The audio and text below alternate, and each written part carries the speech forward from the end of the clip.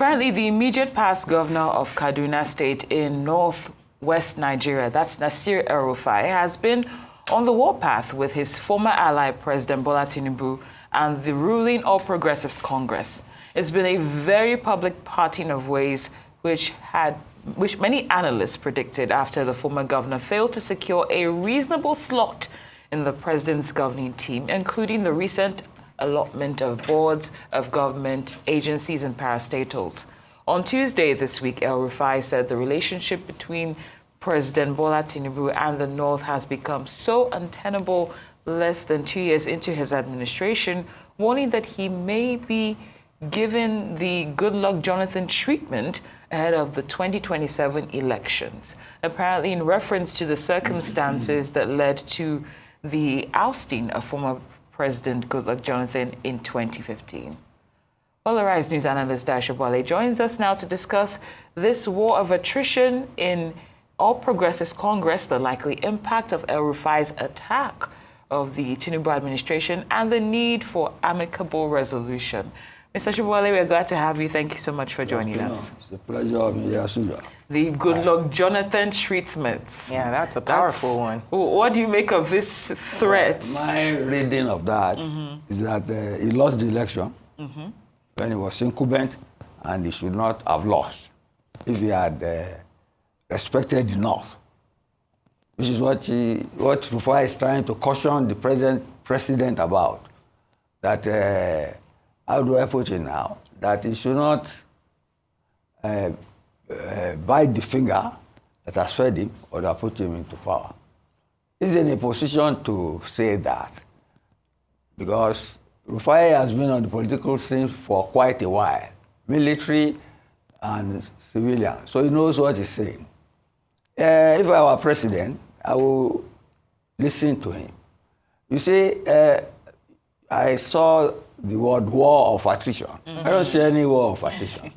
They are just having contentious issues amongst themselves. He has not come out boldly to say he's leaving APC. So he's still very much there.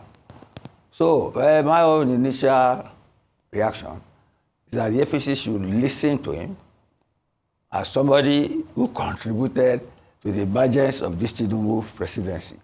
And I think it's not as if I have a soft spot for him. We were all around as spectators when the last president and the governor of the central bank introduced new currency on the eve of the election.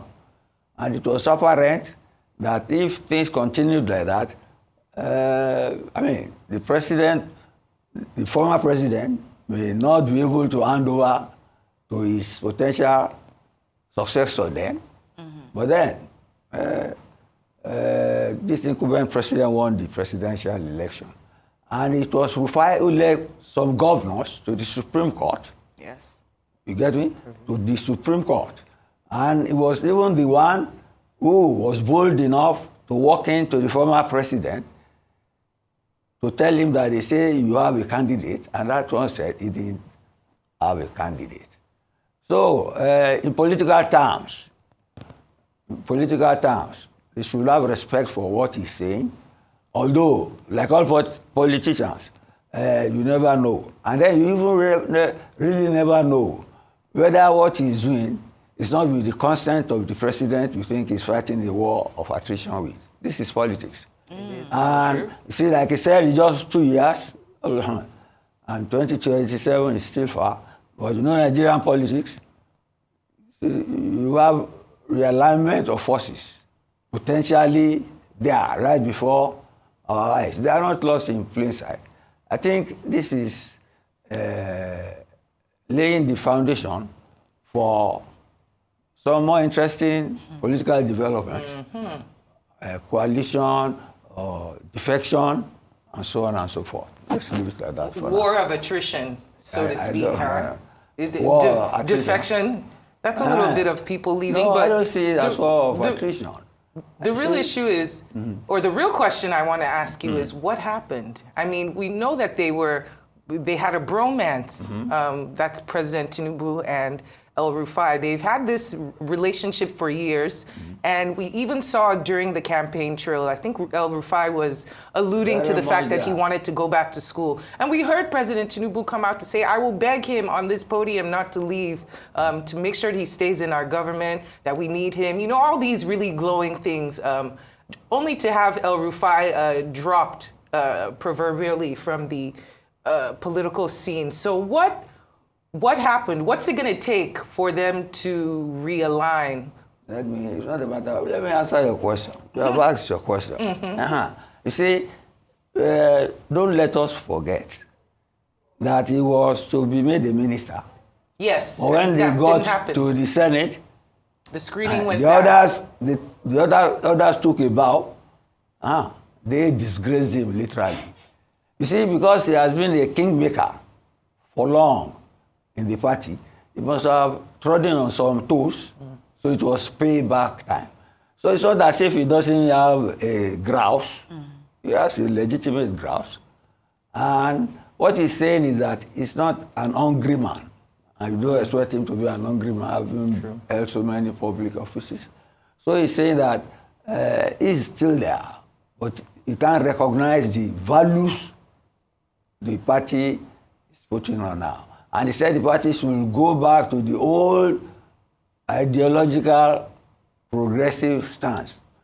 I don't know how progressive they are, but I don't see much difference between the APC and the party, the most vocal party in opposition. Mr. Sobowale, you're saying that? That's, what? I can't believe you're saying that. You don't see any difference between the ruling party? Of course, ideologically. Okay, what are they? Are they socialists or capitalists? I mean, I would say that. I just didn't think you would say that. Why? I don't know. It seems like I can afford to be objective. I'm not a politician. You get me? My interest is in governance. You get me? But even all the parties, what is their ideological orientation? You tell me. We've been asking this for a while. Okay. Let me be very frank now. The European Union stated their values. They included gay rights, women's rights, and so on, and gender, dismissal of gender by biology. The same thing in the US. It was that made Trump win. So where are our political parties? Are they with the Republicans or are they with the Democrats? You know the implications of either. Get me? So let them spell out their own values now. Then we know ideologically where they are. Because nowadays the terminology and vocabulary has changed. True. You get me? We have far right, far right, and they are holding election. They are trembling in Germany now because of an election scheduled for February 23rd. Because the new right people, they are coming back to old values and respecting women's rights, but saying that marriage is between a man and a woman. Sam? Okay, Mr. Sobowale, let's pretend for a moment that you're part of the opposition. Yes. And you listen to Your own risk. That's fine. That's funny. You're more of opposition, and you've listened to what Rufai has to say, especially with the Goodluck Jonathan treatment and all that you've outlined. How would you capitalize on this for your own advantage? You know this statement that your enemy's enemy of an enemy is a friend. Sam, there will be, you can bet, there will be issues statements on this now that they are not surprised at what he's saying. Okay. And that is people like them who can use the terminology war of attrition. You get me? Whereas I'm seeing a disagreement between the old political bodies, you get me, caused not by the president, but by the legislature. You get me? Because the president can only nominate somebody for a position. It is the duty of the legislature to approve it, and they didn't approve it. That was the end of it. And he says he's sulking, says he's not hungry, he doesn't necessarily want to go back, but that he's still in the party. You know, Wike too is still in PDP now. And you know what is happening. Staunch advocate for These the are party. political developments, and that's Right. the nature of politics. No permanent friends. Just permanent, interest. Yes. That's very That's true. it. Well, maybe we can even liken this to a matrimonial dispute, right? Yes. Don't And put then- mouth in it because Well, eventually they're going to that's make right. up But and they are not seeking there will divorce, be eh? issues. No, they're not seeking a divorce, but they're Wike- letting Wike- everybody know Wike has not what the divorced from issues are. PDP. But that is the But nature of this politics. is where we have to pause the discussion. Even though it's just getting very interesting, we will have this offline. Okay. Dayo Sobowale, thank you so much for joining us today here on Newsday.